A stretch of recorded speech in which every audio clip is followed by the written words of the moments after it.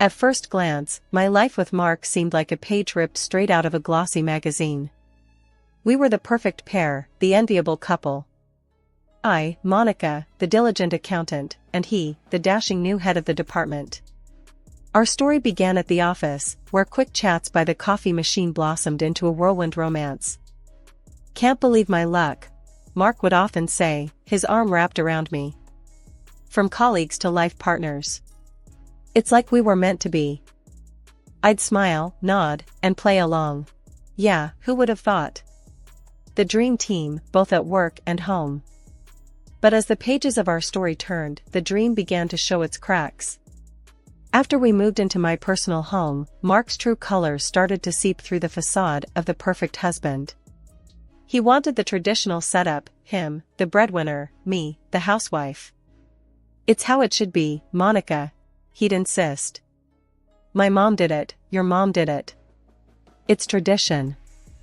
I wanted to argue, to say that times had changed, but I swallowed my words. The prospect of starting a family, of building our little world, was too tempting. So, I hung up my accountant's hat and embraced the role of a housewife, blissfully unaware of the storm brewing on the horizon. The first drops hit when I noticed the trail of socks and underwear Mark left around the house. "Seriously, Mark? Am I married to a man or a centipede?"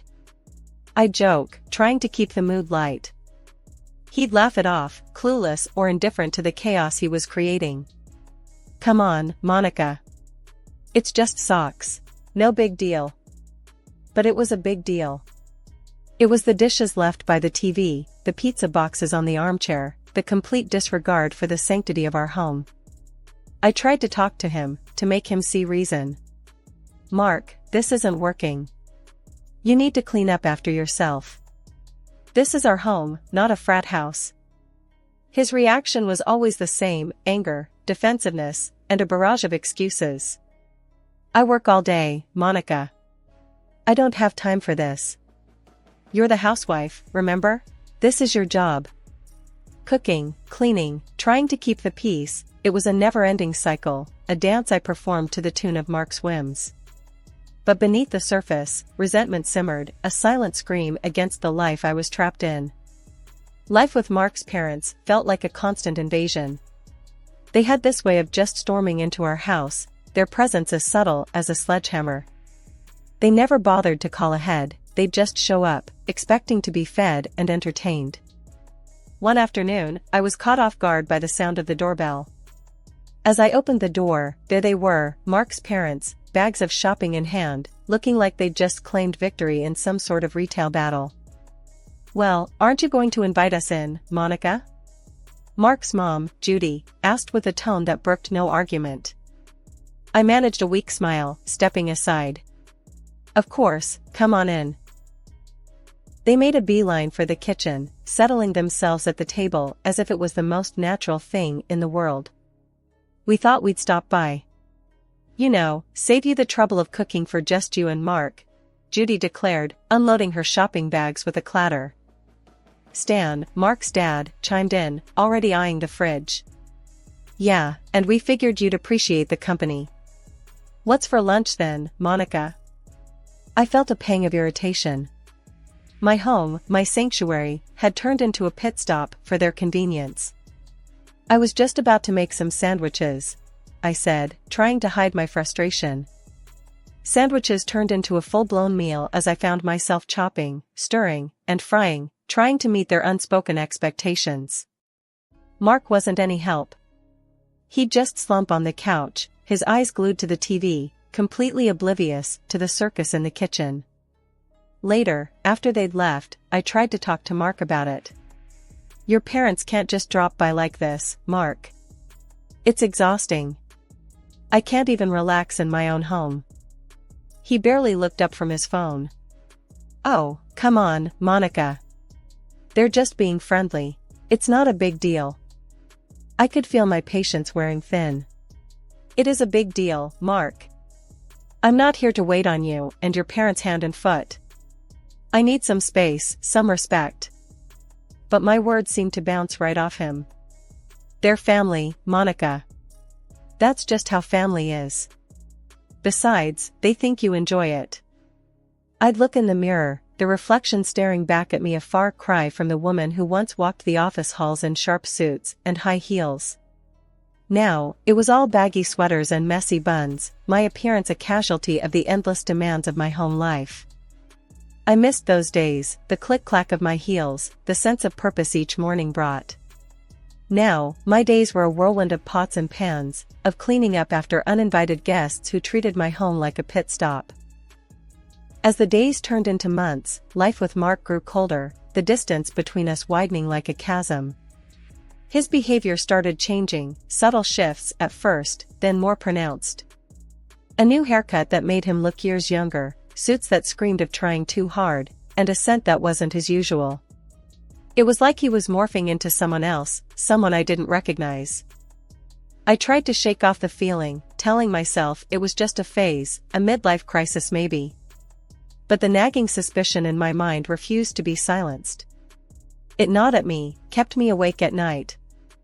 "Mark, is there something you're not telling me?" I finally asked one evening, the words spilling out before I could stop them. We were sitting at the dinner table, an ocean of silence between us. He looked up, startled, like he'd been caught off guard. "What do you mean, Monica?" "I'm not hiding anything." But his eyes, they darted away too quickly, his words a little too rushed. "It's just, you've changed, Mark. The clothes, the perfume. It's like you're a different person." He let out a forced chuckle, but there was no warmth in it. "Come on, Monica. A man can't spruce himself up?" "I'm just trying to keep things fresh, that's all." I wanted to believe him, I really did.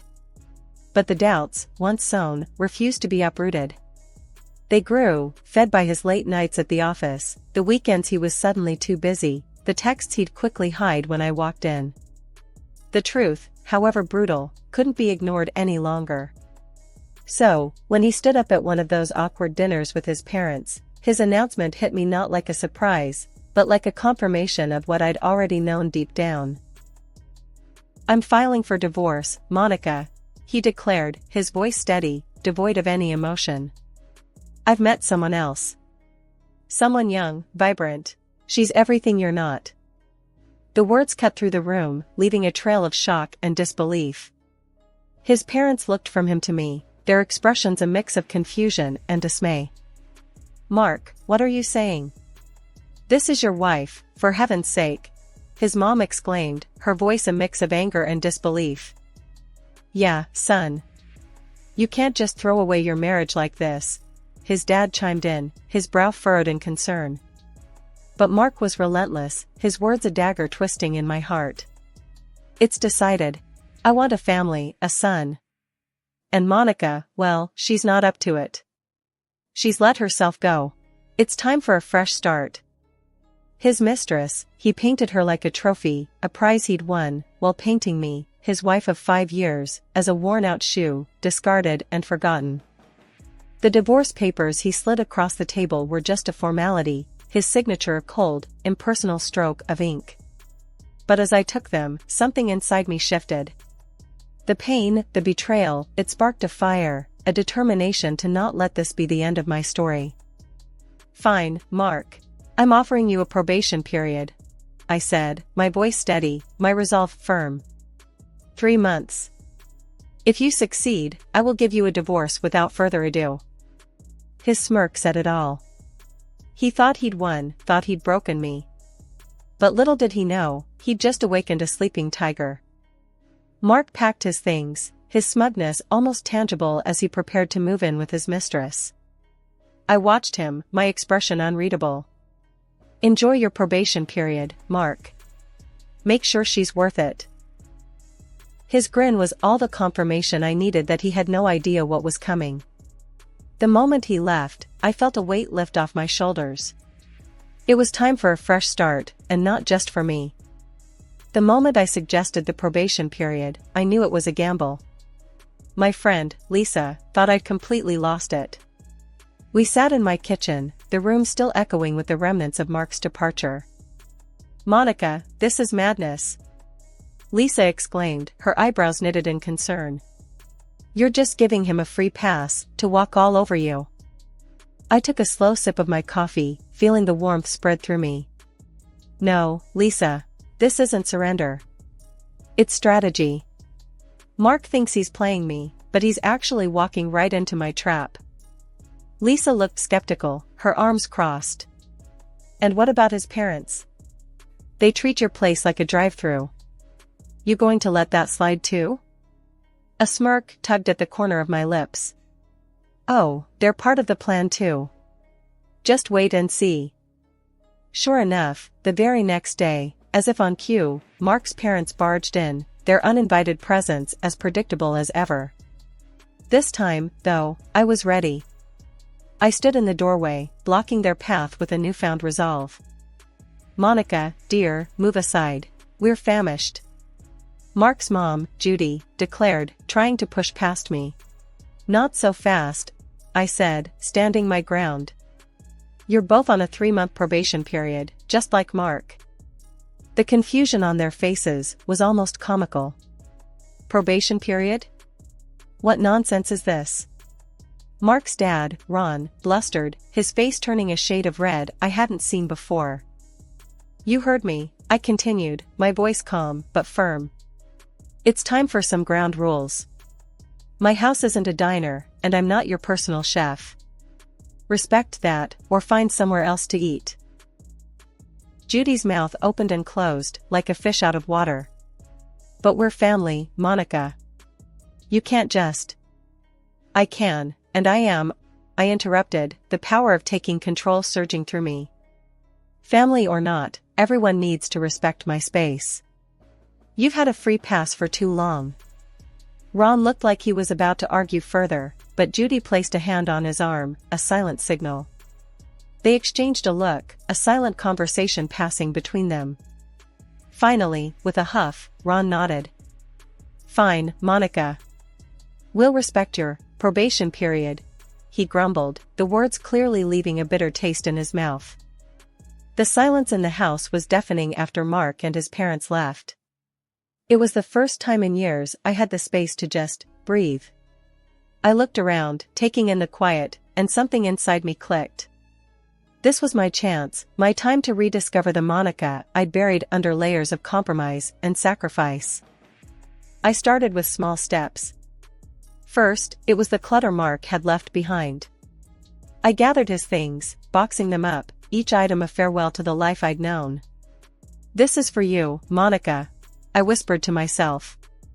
No looking back. Next, I tackled the mirror.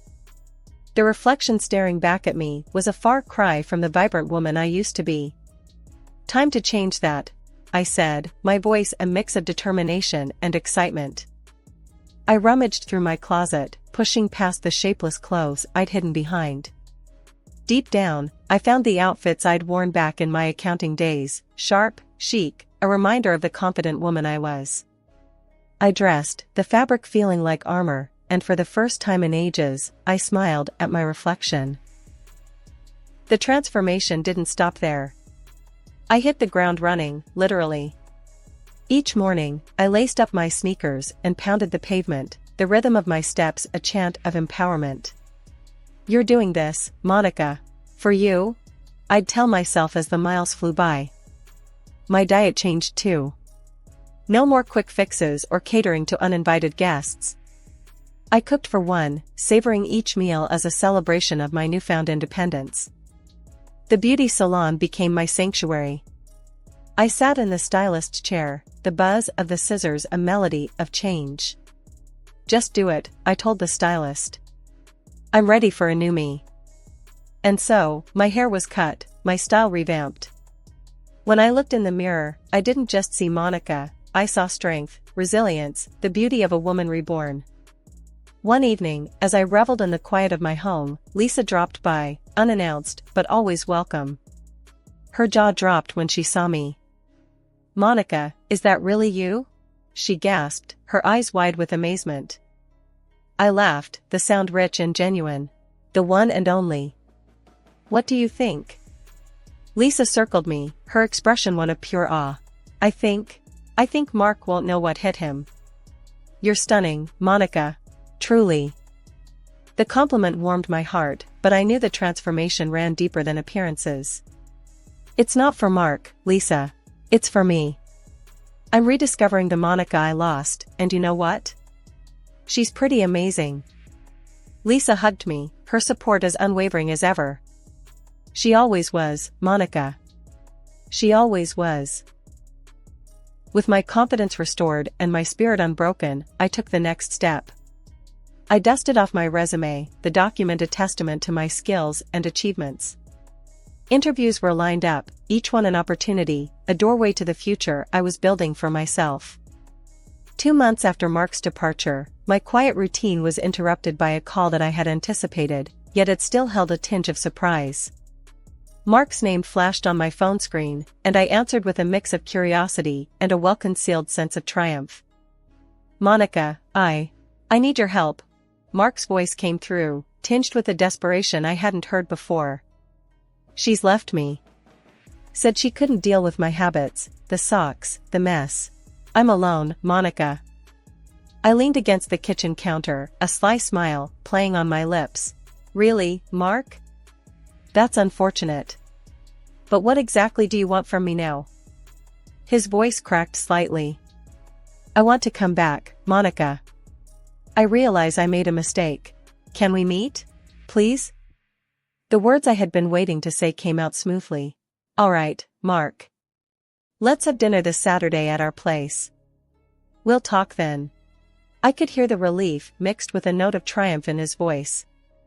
Thank you, Monica. I'll be there. I knew you'd give us another chance. After the call, the wheels in my mind began to turn. This dinner would be more than just a meal, it would be my stage. I promptly called Mark's parents, extending the invitation for what I knew would be an unforgettable evening. Judy, Ron, I thought you should join us for dinner this Saturday. Mark will be there, I said, my voice steady and inviting. Judy's response was quick and enthusiastic. Oh, Monica, that's wonderful news. We've been so worried about you too. It's about time things went back to normal. Ron's voice rumbled through the phone. Yes, we're looking forward to it, Monica. It's good to have the family back together. Little did they know that normal was the furthest thing from what this dinner was going to be about. I spent the next few days planning not just the menu, but also how I would articulate the newfound clarity and strength I had garnered in their absence. Saturday arrived, bringing with it a moment I had anticipated yet dreaded. The doorbell's chime echoed through the house, a herald of the impending confrontation. I took a deep breath and opened the door. There stood Mark, suitcases in tow, a smirk painting his face. Behind him, Judy and Ron loomed, their expressions a mixture of hope and silent expectations. I knew you'd come to your senses, Mark said, his voice dripping with a misplaced confidence as his eyes roamed over the new me. Wow, Monica, you look incredible. See, I told you she'd come around, he said, turning to his parents with an air of triumph. Judy chimed in, her voice tinged with relief. Oh, Monica, we're so glad. It's about time things got back to how they were. I motioned for them to sit, my demeanor calm but firm. Please, let's settle down. We have much to discuss. As we gathered in the living room, an awkward tension hung in the air, thick and palpable. Mark, with a misplaced sense of victory, took the lead. Monica, I can't tell you how good it is to be back. I've missed us.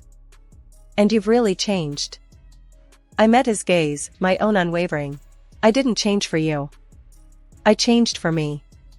Mark, what you're seeing isn't a welcome back. It's a goodbye. The shock on his face was mirrored in his parents' expressions. Judy's hand flew to her mouth, and Ron's brow furrowed in confusion. What do you mean, Monica? Judy managed to ask, her voice a quiver of disbelief. Mark left because he thought he'd found something better. But life outside wasn't what he expected, was it? I said, turning my attention back to Mark, who seemed to shrink under the weight of my words. It's not like that, Monica. I realized I made a mistake. That woman, she was nothing compared to you. She left because she couldn't handle, well, the things you always took care of. Mark stuttered, his bravado fading with each word. You mean your mess, your irresponsibility. I corrected him sharply. And now you think you can just waltz back in here, back into my life? Judy interjected, her voice laced with desperation. But Monica, he's realized his mistake. Can't you give him another chance? No, Judy. A mistake is forgetting to pay a bill, not destroying a marriage. And Ron, you both need to understand that my home is not your convenience. I continued, addressing each of them, making sure my stance was clear.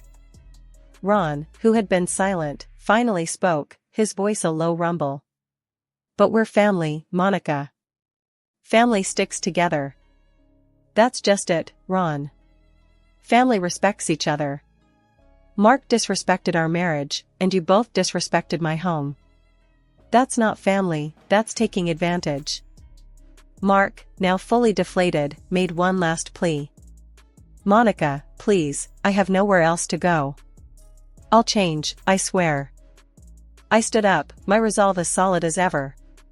It's too late for promises, Mark. We're done. And as for having nowhere to go, that was your choice when you left. I've moved on.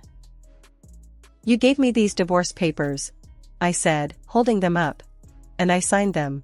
We've been officially divorced for 2 months. The room went silent, the shock palpable in the air. Mark's parents looked from him to me, disbelief written all over their faces. You're divorced? Judy finally managed to say, her voice barely a whisper. I nodded. Yes, and now, I'd like Mark to collect his things and leave my house. And Judy, Ron, I wish you well, but from now on, my home is my own, I declared, the finality in my tone breaking no argument.